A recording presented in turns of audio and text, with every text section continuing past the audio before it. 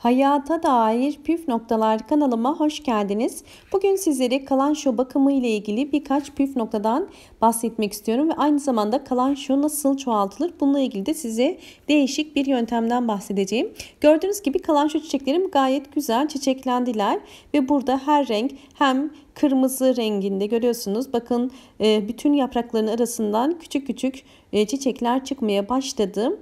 Giderek de büyüyorlar çiçekleri ve daha birçok açılmamış tomurcuğu da var. Sizler de kalançolarınızın bu şekilde güzel bir şekilde çiçek açmasını istiyorsanız mutlaka kalançonuzun bol gün ışığı aldığına dikkat edin. Eğer kalançolar yeterli gün ışığı almazlarsa çiçek açmazlar. İkincisi ise kesinlikle fazla sulama yapmayın. Çok fazla sulama yaptığınız zaman bütün çiçeklerde olduğu gibi kalançolarda hemen çürüyebiliyorlar ve çiçekleri solabiliyor.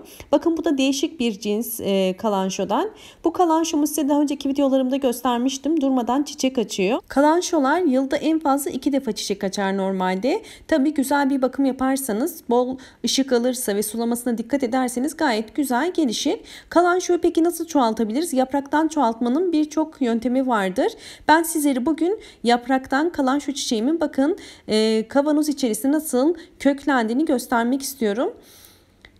Bu yapraklarımı ben daha önceden koparmıştım 1-2 hafta öncesinden ve gördüğünüz gibi bakın köklenme başlamış. Normalde kalançoyu isterseniz yapraktan suda çoğaltabilirsiniz ya da toprağa direkt yaprağı kopardıktan sonra ekip çoğaltabilirsiniz. Fakat bu yöntem bana çok daha pratik ve çok daha hızlı geldi. Bir konserve şişesinin içerisinde koparıp koymuş olduğumuz bakın yapraklar sürekli nemli kaldıkları için bu şekilde kısa bir süre içerisinde kökleniyorlar.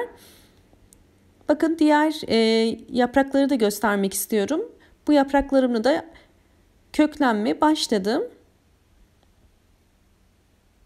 Evet bakın bu da yine köklenmiş. Bu diğer görmüş olduğunuz bu filiz de aslında kökü vardı. Fakat çıkarırken dikkat etmediğim için kırmış oldum. Evet. Bu da yine aynı şekilde bakın köklendi. Sizlere şimdi yapraktan nasıl köklendirdiğimi anlatmak istiyorum. Bunun için böyle bir konserve şişesine ihtiyacımız var. Bu konserve şişesinin içerisinde özellikle koparmış olduğumuz yaprakların biraz daha genç olması gerekiyor. Çok böyle solan çürük yaprakları koymamaya çalışın. Çünkü kapalı olacağı için daha hızlı çürüyebilirler. Bu şekilde bir kavanozun içerisine koymuş olduğumuz bakın yaprakların üzerine çok az böyle su püskürtüyoruz. Size şimdi ne kadar su koyduğumu toplamda göstereceğim. Bakın görüyorsunuz çok az. Birkaç damla içerisinde su var. Bu su kavanozun içerisinde sürekli nemli ve buharlı bir ortamın oluşmasına yardımcı olacak. Ve bu şekilde uzun bir süre kalabilir. Ama dikkat etmemiz gereken güneşe koymamak gerekiyor. Evet bakın aradan bir hafta geçti ve serin ve gölge bir yerde beklettim ben özellikle. Direkt güneşe kesinlikle koymadım. Ve bir hafta sonrasına bakın kalan şu yapraklarımın gördüğünüz gibi kökleri oluşmaya başladı. Hemen sizlere göstermek istiyorum.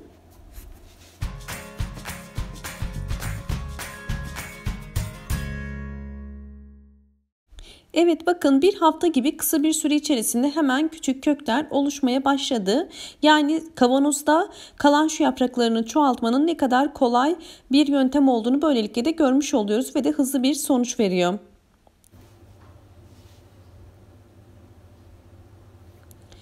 Evet şimdi bu şekilde köklenmiş olan kalan şu yapraklarımı birazdan size nasıl toprağa ekeceğimi de göstereceğim. Ve aynı zamanda ben kalançolarımı balkona koyacağım için saksı değişimi yapmak istedim. Ve saksı değişimi yaparken de size kalançoda kullanılabilecek topraktan da bahsetmek istiyorum.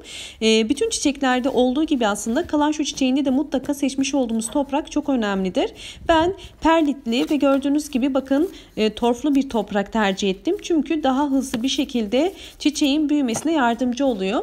Ve özellikle uzun süre bakın saksının içerisinde kalan kökler bu şekilde genelde keçe gibi oluyor. Burada ekerken yapmamız gereken alt kısımlarını biraz açmak gerekiyor ki yeni bir saksıya ektiğimiz zaman hemen toprakla bütünleşsin ve hızlı bir şekilde büyüyebilsin.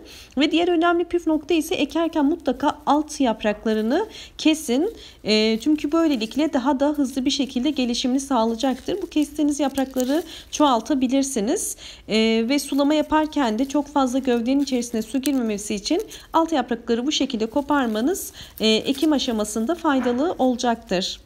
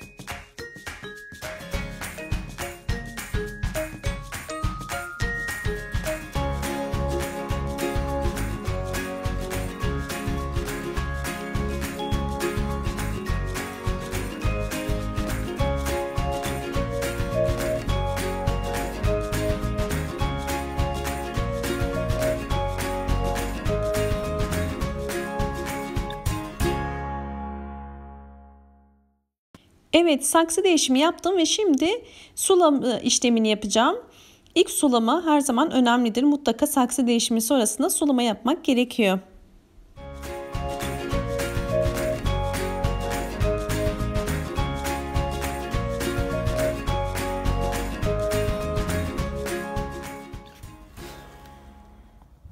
Evet, yapraktan çoğaltmış olduğumuz kalançoları şimdi nasıl ekeceğimi de göstermek istiyorum. Özellikle seçmiş olduğunuz saksı mutlaka küçük olsun. Çünkü büyük saksılarda çok fazla hızlı büyümezler ama küçük saksılarda daha hızlı büyürler ve de gelişimleri daha iyi olur. Aynı zamanda seçmiş olduğunuz toprak da mutlaka torflu ve geçirgen bir toprak olsun. Çünkü torflu topraklar çiçeklerin daha hızlı büyümesine yardımcı oluyor. Yapraktan çoğaltma işlemi normal daldan üretmeye göre gelişimi çok daha yavaştır. Bunun için biraz sabırlı olmanız gerekiyor. Yani bunun yeni küçük filizler vermesi en az bir ayı bulur. Ama size tavsiyem daldan, çelikten de koparabilirsiniz, çoğaltabilirsiniz. Çünkü çelikten koparım, büyütüm her zaman çok daha hızlı olmaktadır. O yüzden eğer çiçekleriniz özellikle çiçek döktükten sonra dallarından eğer böyle küçük dalları varsa sizler de koparıp hemen toprağa ekebilirsiniz. Suda hiç bekletmenize gerek yoktur. Fakat çiçekli olmamasına dikkat edin. Bu ben ekim aşamasında kırıldığı için bu şekilde şu anda ekiyorum. Ve eğer alt yaprakları varsa onları da koparıp ekerseniz daha da hızlı tutacaktır.